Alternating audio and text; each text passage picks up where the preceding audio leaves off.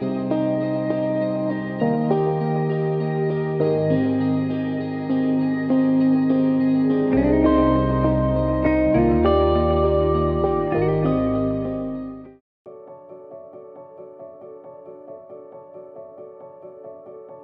name is Meyers.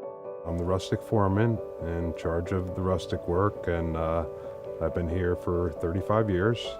My name's Cody Claussen. I'm the rustic carpenter. I've been here for 3 years. I build the summer houses and the railings on the property.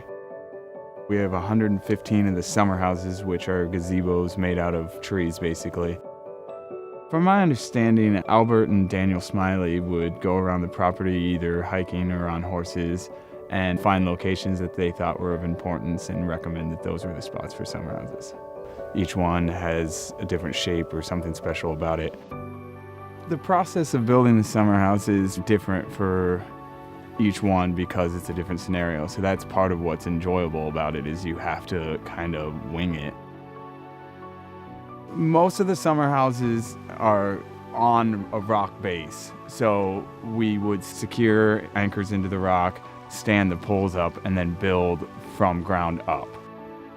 There is one exception where we built a platform last year that's suspended over the lake. And in that scenario, we had to build an anchor and lower down and drill into the rock with a hammer drill while hanging in a harness. And that was about the longest 7 hours of my life. I've been hanging off cliffs here for many years. I've probably built 65, maybe 70 summer houses up here. And now it is Cody's turn. The most gratifying build that I've had is probably Whittier Outlook.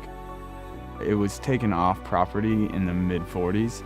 So that's one of the ones that we were able to bring back, and we brought back in 2016 and based the design of it on a photo we found from 1916.